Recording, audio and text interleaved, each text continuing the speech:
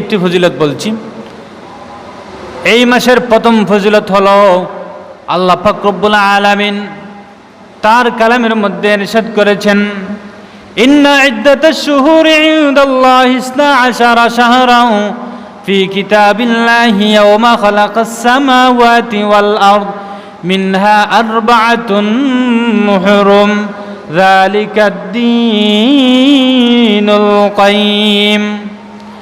আল্লাহ পাক রব্বুল আলামিন যেদিন আসমান জমিন সৃষ্টি করেছিলেন, যেদিন আসমান জমিন আল্লাহ তাআলা বানিয়েছেন, সেদিন থেকে আল্লাহর কাছে মাসের গণনা হচ্ছে 12টি। এই 12টি মাসের মধ্যে আল্লাহ পাক রব্বুল আলামিন 4টি মাসকে বিশেষভাবে ফজিলতওয়ালা সম্মানী মাস বানিয়েছেন। এই 4টি মাসের মধ্যে একটি হচ্ছে জিলকাদা মাস। এই হিসাবে এই মাস গুরুত্বপূর্ণ মাস, ফজিলতওয়ালা মাস। দ্বিতীয় নম্বর হলো নবী করিম সাল্লাল্লাহু আলাইহি সাল্লাম হাদিসের মধ্যে ইরশাদ করেছেন যে ইন্নাজ জামানা কাদ ইস্তাদারা কাহাইয়াতিহি ইয়াওমা খালাকাস সামাওয়াতি ওয়াল আরদ as-sanatu 12 শাহরান মিনহা আরবাআতুন হুরুম সালাসুন মুতাওয়ালিয়াত যুলকাদা ওয়া যুলহজ্জা ওয়াল মুহররম ওয়া রজব মুযার বাইনা জুমাদাই ওয়া শাবান। নবী করিম সাল্লাল্লাহু আলাইহি সাল্লাম হাদিসের মধ্যে ইরশাদ করেছেন, জামানা সময় আসমান জমিন যেদিন আল্লাহ সৃষ্টি করেছেন সেদিন থেকে তার যথাস্থানে ফিরে এসেছে। আল্লাহ পাক রব্বুল আলামিন যেদিন আসমান জমিন বানিয়েছিলেন সেদিন থেকেই জামানা সময়ের হিসাবটা, মাসের হিসাবটা আল্লাহ তাআলা নির্ধারণ করে দিয়েছেন। আর এই 12 মাসের সংখ্যা হলো 12টি। আর এই 12টির মধ্যে 4টি মাস আল্লাহ বিশেষ ফজিলতওয়ালা সম্মানিত মাস হিসাবে বানিয়েছেন। এর মধ্যে 3টি হচ্ছে ধারাবাহিক, যুলকাদা, যুলহজ্জা, মুহররম, আর একটি হচ্ছে রজব। এই মাসের ফজিলত আমরা নবী করিম সাল্লাল্লাহু আলাইহি সাল্লামের হাদিস থেকে জানলাম, কোরআন থেকে জানলাম যে এই যুলকাদা মাসের অনেক গুরুত্ব এবং ফজিলত আছে। আরেকটি হলো এই যুলকাদা বরকতওয়ালা মাস, বিশেষ সম্মানিত মাস। এর আরেকটি ফজিলত হলো, আরেকটি গুরুত্ব হলো নবী করিম সাল্লাল্লাহু আলাইহি সাল্লাম তার জীবনে যতটি উমরা করেছেন, হাদিসের মধ্যে বর্ণিত আছে নবী করিম সাল্লাল্লাহু আলাইহি ওয়াসাল্লাম তার জীবনে 4টি উমরা করেছেন। এর মধ্যে 3টি উমরা নবী করিম সাল্লাল্লাহু আলাইহি সাল্লাম যুলকাদা মাসে করেছেন। এই সম্পর্কে একটি হাদিস বর্ণিত আছে হযরত আয়েশা সিদ্দিকা রাদিয়াল্লাহু তাআলা আনহা থেকে বর্ণিত। তিনি বলেন, নবী করিম সাল্লাল্লাহু আলাইহি সাল্লাম তার জীবনে যতটি উমরা পালন করেছেন এর অধিকাংশ অর্থাৎ 3টি উমরা নবী করিম সাল্লাল্লাহু আলাইহি সাল্লাম যুলকাদা মাসে পালন করেছেন। আন আয়েশা রাদিয়াল্লাহু তাআলা আনহা قالت لم يعتمر رسول الله صلى الله عليه وسلم عمرة إلا في ذي القعدة। নবী করিম সাল্লাল্লাহু তাআলা আনহা বর্ণনা করেন, নবী করিম সাল্লাল্লাহু আলাইহি ওয়াসাল্লাম তার জীবনে যতটি উমরা পালন করেছেন এই উমরাগুলো হচ্ছে যুলকাদা মাসে, অর্থাৎ এই মাস ব্যতীত অন্য কোনো মাসে রাসূল করিম উমরা পালন করেননি। আর একটি পালন করেছিলেন হজের সাথে। এই হচ্ছে জীবনের 4টি উমরা। এই 4টি উমরার মধ্যে 3টি উমরা নবী করিম সাল্লাল্লাহু আলাইহি সাল্লাম যুলকাদা মাসে পালন করেছেন। এই হিসাবে এই যুলকাদা মাসের গুরুত্ব ফজিলত রয়েছে। আরেকটি ফজিলত হলো আল্লাহ পাক রব্বুল আলামিন হযরতে মূসা আলাইহিস সালামকে তুর পাহাড়ে 40 দিন ইতিকাফের জন্য আদেশ করেছিলেন।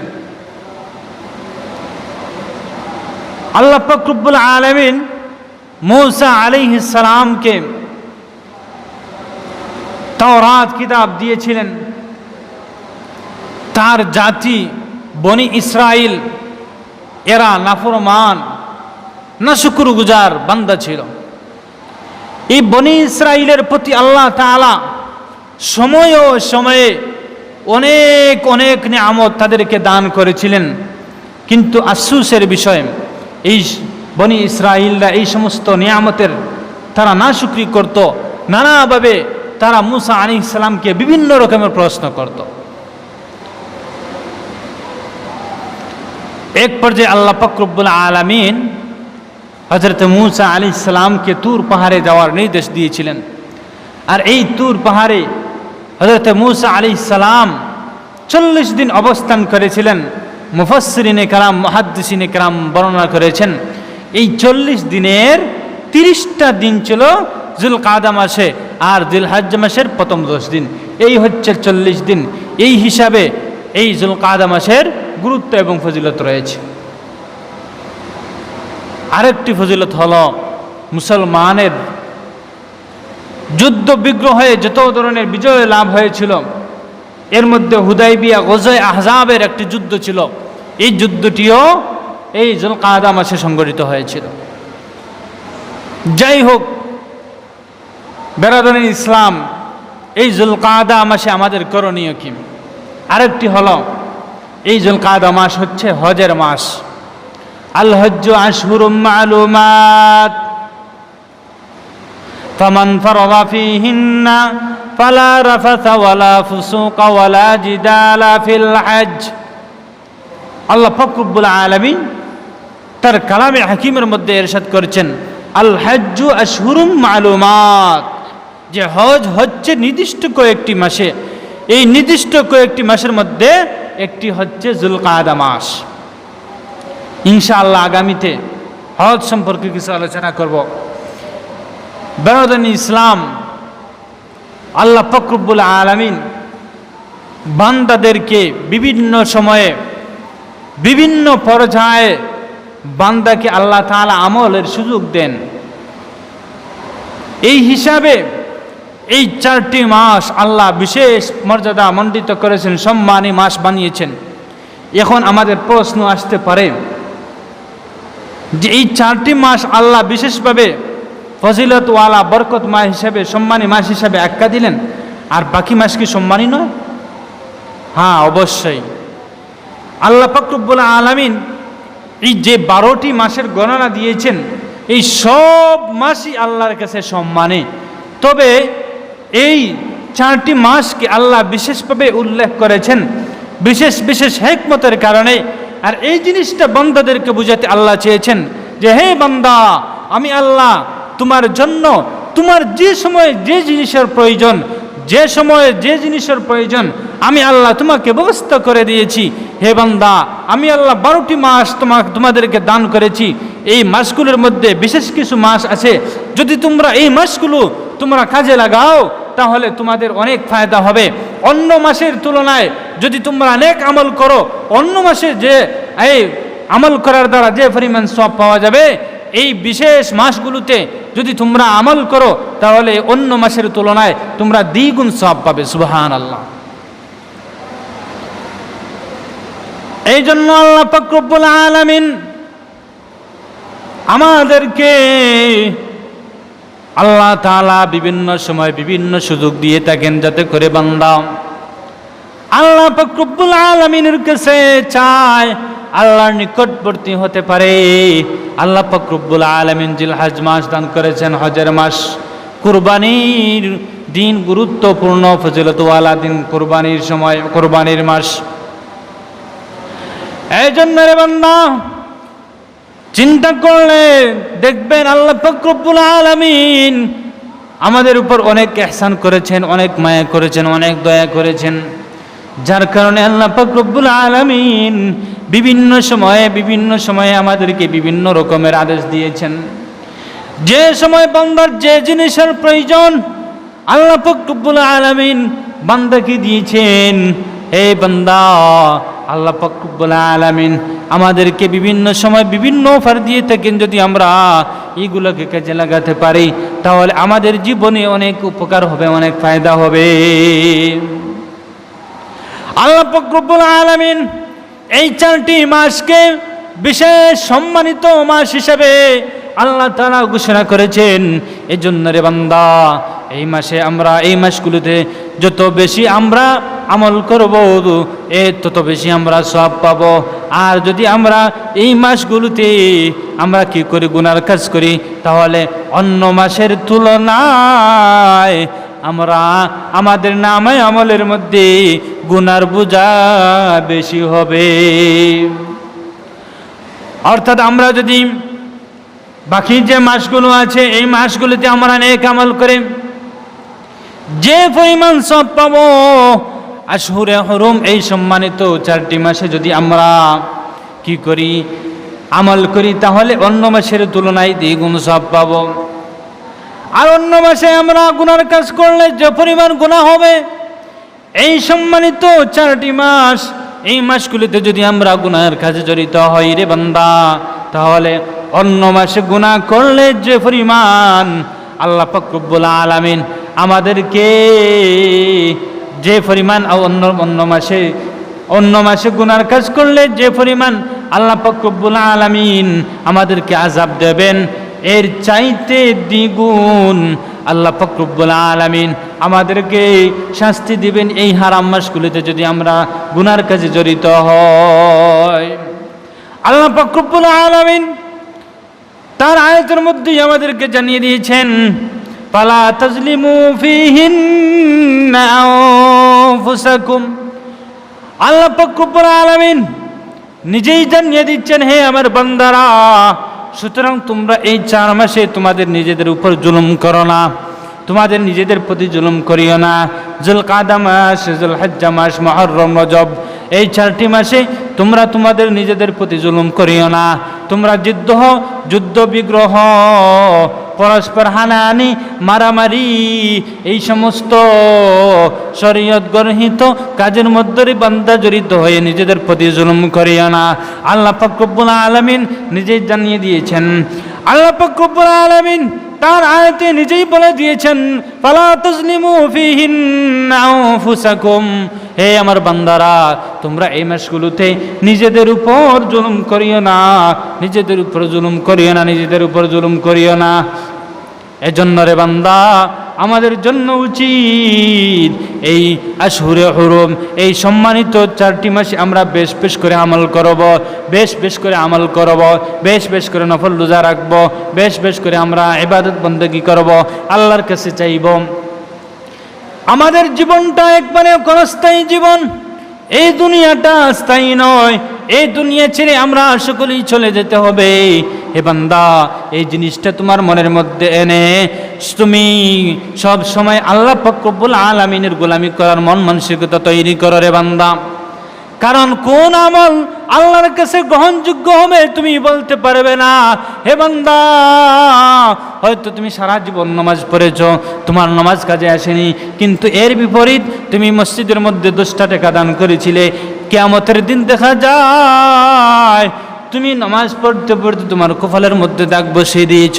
কিয়ামতের দিন দেখা যায় এই নামাজ তোমার একেবারে কাজে আসেনি, কিন্তু 10টা টাকা দান করেছিলেন, এর সব আল্লাহ পাক রব্বুল আলামিন আপনার নামে আমলের মধ্যে লিপিবদ্ধ করে রেখেছেন।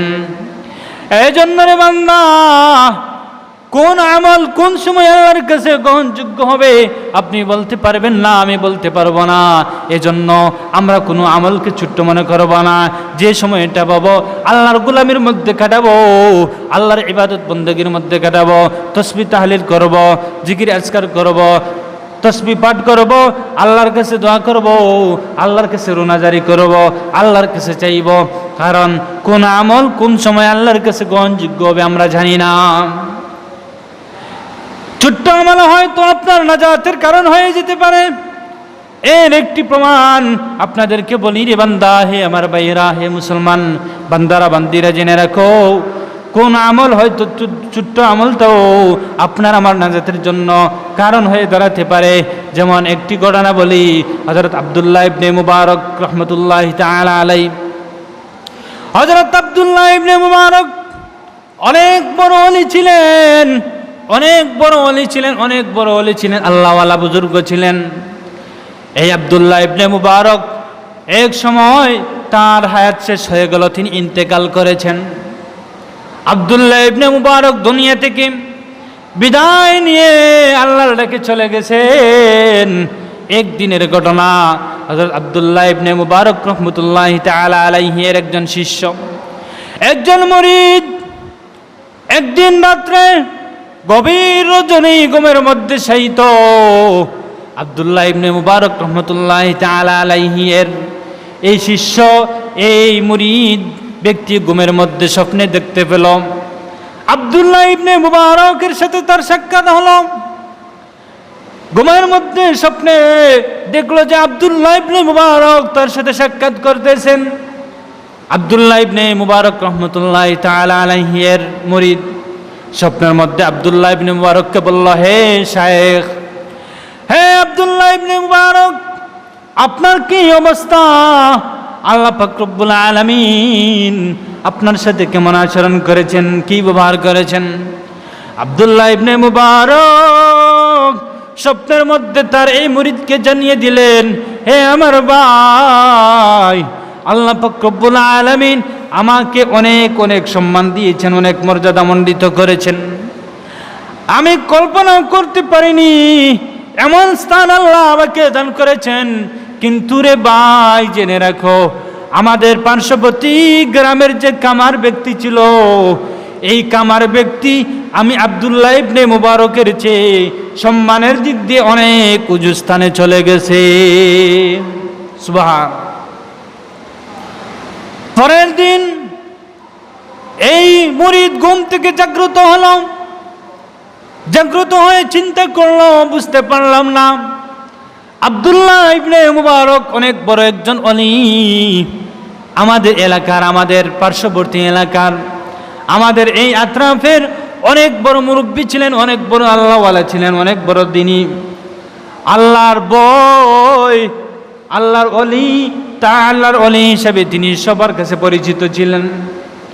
আল্লাহর ওলি এই ব্যক্তি আমাকে বললেন, আমাদের পার্শ্ববর্তী গ্রামের কামার ব্যক্তি, যে সারাদিন লোহার বাড়ি দিত, দা ইত্যাদি বানাতো কামার, এই কামার তার থেকে মর্যাদায় অনেক উপরে চলে গেছে। এই জিনিসটা আমি কিছুই বুঝতে পারলাম না। এই মুরিদ চিন্তায় পড়ে গেল, কি ব্যাপার, বিষয়টা বুঝতে পারলাম না। এই মুরিদ ব্যক্তি বিষয়টা যাচাই বাছাই করার জন্য তার গ্রামের মধ্যে তালাশ করতে শুরু করলো যে এই কামারের বাড়িটি কোথায়। এই কামারের বাড়ি তালাশ করার জন্য আব্দুল্লাহ ইবনে মুবারক রাহমাতুল্লাহি তাআলা আলাইহি এর মুরিদ গ্রামের মধ্যে রওনা দিল। গ্রামের মধ্যে হাঁটাহাঁটি শুরু করলো। এক পর্যায়ে এক ব্যক্তির সাথে সাক্ষাৎ হলো। তাকে বলল, হে ভাই, আমাদের পার্শ্ববর্তী গ্রামে একজন কামার ছিল, এই কামারকে কি আপনি চিনেন? এই ব্যক্তি বলল, হে ভাই, আমি চিনি, এই কামারের বাড়ি হচ্ছে ওই গ্রামে অমুক ঘর। এই কথা শুনে আব্দুল্লাহ ইবনে মুবারক রাহমাতুল্লাহি তাআলা আলাইহি এর মুরিদ ওই কামারের বাড়ি তালাশ করার জন্য বাড়ির উদ্দেশ্যে রওনা হলো। শেষ পর্যায়ে বাড়িতে গিয়ে পৌঁছলো। বাড়িতে পৌঁছে দেখে বাড়িতে কেউ নেই। আব্দুল্লাহ ইবনে মুবারকের ঘরের পাশে আব্দুল্লাহ ইবনে মুবারক রাহমাতুল্লাহি তাআলা আলাইহি এই স্বপ্নের ঘটনা যাচাই করার জন্য এই মুরিদ তালাশ করতে শুরু করলো। এই কামারের বাড়িতে পৌঁছলো, শেষ পর্যন্ত পৌঁছলো। গিয়ে দেখলো বাড়িতে কেউ নেই। ঘরের মধ্যে এই কামার ব্যক্তি ডাকাডাকি শুরু করলো যে এই বাড়িতে কেউ আসো কিনা, ঘরের মধ্যে কেউ আসো কিনা। মহিলা, একজন মহিলা, এই আল্লাহর ওলি আব্দুল্লাহ ইবনে মুবারকের যে মুরিদ ছিলেন সেই মুরিদের ডাকে একজন মহিলা বের হলেন। আব্দুল্লাহ ইবনে মুবারকের মুরিদ বললেন, হে বোন, হে মহিলা, কামার ব্যক্তি আপনার কি লাগেন? তিনি বললেন, আমার স্বামী। আব্দুল্লাহ ইবনে মুবারকের এই মুরিদ এই কথা শুনে তিনি বললেন, আলহামদুলিল্লাহ, আমি যাকে খুঁজতেছিলাম আমি তো তাকে পেয়ে গেছি। হে বোন, আপনার কাছে আমি একটি জিনিস জানতে চাই, আপনার স্বামী কি আমল করতেন? আপনার স্বামীর আমল কি আমাকে সামান্য বর্ণনা দিন। হে বোন, হে মহিলা, আপনার স্বামী একজন কামার ছিলেন, এরপরেও আপনার স্বামী মর্যাদার দিক দিয়ে অনেক উঁচু পর্যায়ে চলে গেছেন। আপনার স্বামীর আমলটা কি ছিল?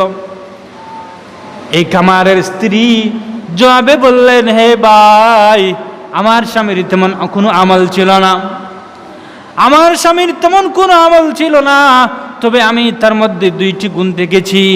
এর মধ্যে প্রথম গুণ হলো আমার স্বামী একজন কামার ছিলেন, লোহা দ্বারা দা কুড়াল ইত্যাদি নির্মাণ করতেন, বানাতেন। আমার স্বামী এই পেশা ছিল, কিন্তু আমি আমার স্বামীর মধ্যে একটি গুণ দেখেছি। এই গুণটি হলো, রে ভাই, যখন নামাজের জন্য মুয়াজ্জিন সাহেব মসজিদে আযান দিতেন, সাথে সাথে আমার স্বামী এই লোহার বাড়ি বাদ দিয়ে, কামারি কাজ বাদ দিয়ে সাথে সাথে মসজিদে চলে যেতেন। সুবহানাল্লাহ। হে ভাই, আমার স্বামীর মধ্যে এই গুণটি আমি দেখেছি যে নামাজের সময় হয়ে গেছে, মুয়াজ্জিন সাহেব মসজিদে আযান দিচ্ছেন, আর এই সময় যদি তার কাজ থাকতো, কামারি কাজ থাকতো, লোহার বাড়ি দা ইত্যাদি কুড়াল বানানোর কাজে ব্যস্ত থাকতেন, এই সময়ও তিনি এই কথা বলতেন না যে আমি কিছু সময় ব্যস্ততার সাথে কাটিয়ে দেই, একটু পরে নামাজে চলে যাব। আমার স্বামীর এমন অভ্যাস ছিল যে কুড়াল বানানোর কাজ শুরু করেছেন, এমত অবস্থায় যদি মসজিদে আযান হয়ে যেত, সাথে সাথে আমার স্বামী মুয়াজ্জিন সাহেবের আযানের ডাকে সাড়া দিয়ে এই কামারি কাজ বন্ধ করে দিয়ে সাথে সাথে মসজিদে চলে যেতেন। সুবহানাল্লাহ। এই হলো আমার স্বামীর প্রথম গুণ। দ্বিতীয় নম্বর গুণ বা বৈশিষ্ট্য হলো, হে ভাই, আমার স্বামীর মধ্যে আমি একটি গুণ দেখেছি, আর একটি গুণ দেখেছি। সেই গুণটি হলো, আমাদের পার্শ্ববর্তী এলাকার একজন বড় অলি ছিলেন, যাকে আপনারাও চিনেন, আমাদের এলাকার মানুষও চিনেন, আব্দুল্লাহ ইবনে মুবারক রহমতুল্লাহি তাআলা আলাইহি। এই আব্দুল্লাহ ইবনে মুবারক অনেক বড় অলি ছিলেন, আল্লাহওয়ালা মানুষ ছিলেন। রাতের বেলা তাহাজ্জুদের নামাজ পড়তেন, তাসবিহ তাহলিল করতেন। আমার স্বামী আব্দুল্লাহ ইবনে মুবারকের এই আমলগুলো অবলোকন করেছেন, দেখেছেন। আমার স্বামী আব্দুল্লাহ ইবনে মুবারক রহমতুল্লাহি তাআলা আলাইহি এর এই আমলগুলো দেখে সব সময় আক্ষেপ করতেন, হে আল্লাহ, আমাকেও আব্দুল্লাহ ইবনে মুবারকের মতো মানুষ বানিয়ে দাও। সুবহানাল্লাহ। অর্থাৎ আমার স্বামীর মধ্যে এই গুণটি ছিল যে তিনি সব সময় এই দোয়া আল্লাহর কাছে করতেন, হে আল্লাহ, আব্দুল্লাহ ইবনে মুবারক যেভাবে বড় অলি হয়েছেন, আল্লাহ আমাকেও সেইভাবে একজন অলি হিসেবে বানিয়ে দাও। সুবহানাল্লাহ। এই দুইটি গুণ আমার স্বামীর মধ্যে ছিল। এই বিস্তারিত ঘটনা শোনার পর মহিলাকে আব্দুল্লাহ ইবনে মুবারকের শিষ্য বললেন, বস, হে মহিলা, আমি শুনে ফেলেছি, আর বর্ণনা করতে হবে না। এই ঘটনা থেকে আমাদের জন্য কিছু শিক্ষা আছে, যে আমি আগেই বলেছিলাম যে আমাদের কোন আমল কোন সময় গ্রহণযোগ্য হবে আমরা কেউ বলতে পারবো না। হয়তো আপনি নামাজ পড়েছেন, রোজা রেখেছেন, হজ করেছেন, অনেক বড় বড় দান সদকা মসজিদে দান করেছেন, কিন্তু এর বিপরীত দেখা যায় আপনি 33 বার সুবহান আল্লাহর আমলটি করেছিলেন, 33 বার আলহামদুলিল্লাহ বলেছিলেন, 34 বার আল্লাহু আকবার এই তাসবিহগুলো করেছিলেন। দেখা যায় কিয়ামতের দিন আপনার আমলের পাল্লা এই সুবহান আল্লাহর সওয়াবের দ্বারা ভরে গেছে। সুবহান আল্লাহ। এই জন্য রে বান্দা, আমরা সকলেই মুসলমান হিসাবে আমাদের প্রতিটি সময় গুরুত্বপূর্ণ, প্রতিটি সময় গুরুত্বপূর্ণ। একজন খাঁটি ইমানদারের কাছে তার প্রতিটি সময় একটি গুরুত্বপূর্ণ সময়, একটি গুরুত্বপূর্ণ সময়। খাঁটি ইমানদার যারা, তাদের কাছে কোনো সময় একেবারে বেকার নয়। খাঁটি মুমিন যারা আছেন তাদের কাছে একটু মুহূর্ত এমনিতে কাটবে না, বরং সে তার মৌলার ইবাদত বন্দেগীতে কাটাবে। এজন্য রে ভাই, জুলকাদা মাস আমাদের মাঝে চলতেছে, আমরা বেশ করে আমল করব, বেশ করে আমল করব। আল্লাহ পাক রব্বুল আলামিন আমাদেরকে, যাদেরকে হজের তৌফিক দান করেছেন, আমরা হজের প্রস্তুতি নেব, হজ আদায়ের জন্য যাব। উমরা করার তৌফিক যারা আছে, উমরা পালনের উদ্দেশ্যে আমি রওনা হওয়ার প্রস্তুতি নেব। মোট কথা বান্দা, এই পৃথিবীটাকে তুমি এই জিনিসটা জানিয়ে দেবে, হে পৃথিবী তুমি স্থায়ী নও, স্থায়ী দুনিয়া, স্থায়ী জীবন হচ্ছে আখিরাতের জীবন। এই জিনিসটা আপনার মনকে জানিয়ে দেবে, আপনার দিলকে জানিয়ে দেবে, হে মন, হে দিল, তুমি এই দুনিয়ার পিছনে পড়ে আমাকে অনেক ধোঁকা দিচ্ছ রে মন। হে মন, জেনে রাখো এই দুনিয়াটা স্থায়ী নয়। এই দুনিয়াটা ছেড়ে আমার মৌলার ডাকে এই পৃথিবী ছেড়ে চলে যেতে হবে। এই জন্য রে বান্দা, এই প্রতিটি সময়, প্রতিটি মুহূর্ত আপনার আমার জন্য অনেক গনিমত সময়, অনেক গনিমতওয়ালা সময়। বর্তমানে আপনি সুস্থ আছেন, হয়তো আগামীকাল অসুস্থ হয়ে পড়বেন, কিন্তু আপনার মনের মধ্যে ইচ্ছা ছিল আপনি আমল করবেন, আপনার মনে ইচ্ছা ছিল আপনি নামাজ পড়বেন, কিন্তু আল্লাহ পাক রব্বুল আলামিন আপনাকে এমন অসুস্থতা দিয়েছেন যার কারণে আপনি বিছনা থেকে উঠতে পারছেন না, নামাজ পড়ার মতো ক্ষমতা নেই। এই জন্য রে বান্দা, আপনার আমার জন্য প্রতিটি মুহূর্ত গুরুত্বপূর্ণ, প্রতিটি সময় গুরুত্বপূর্ণ।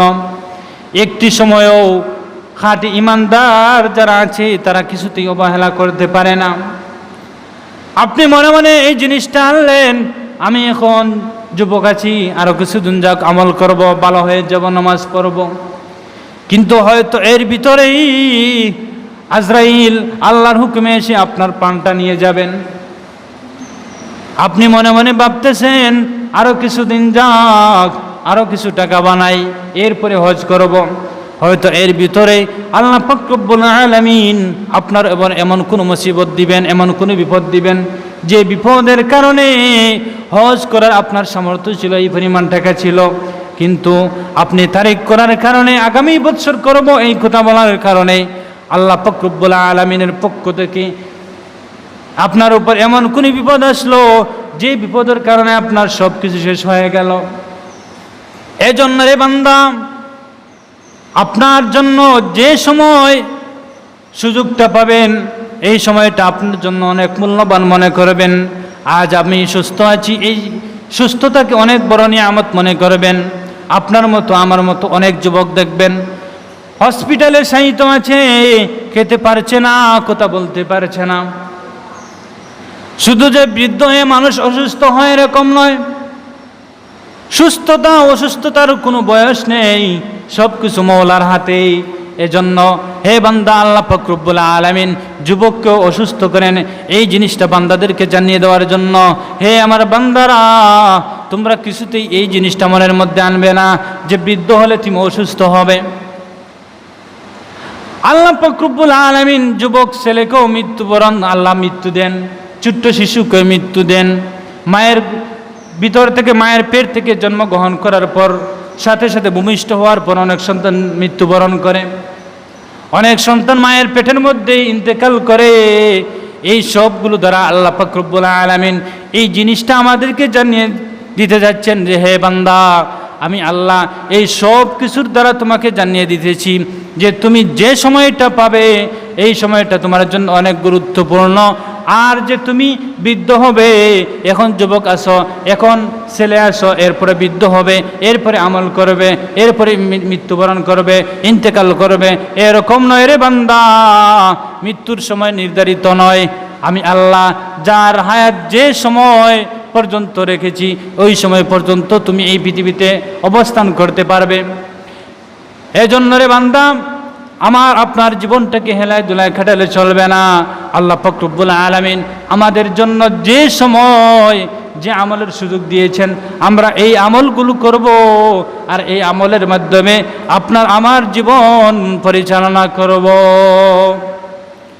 আল্লাহ পাক রব্বুল আলামিন আমাদের সকলকে যেন এই যে মাসগুলোর বিভিন্ন মাসের বিভিন্ন গুরুত্ব আছে, ফজিলত আছে, এই সমস্ত ফজিলত জেনে, গুরুত্ব জেনে আমরা যেন সকলে আমল করতে পারি, এই দোয়া আল্লাহ পাক রব্বুল আলামিনের কাছে করে আজকের মতো আলোচনা এখানেই শেষ করলাম। ওয়া আখিরু দাওয়ানা আনিল হামদুলিল্লাহি রাব্বিল আলামিন। আসসালামু আলাইকুম ওয়া রাহমাতুল্লাহি ওয়া বারাকাতুহু। সুন্নাত ফরক।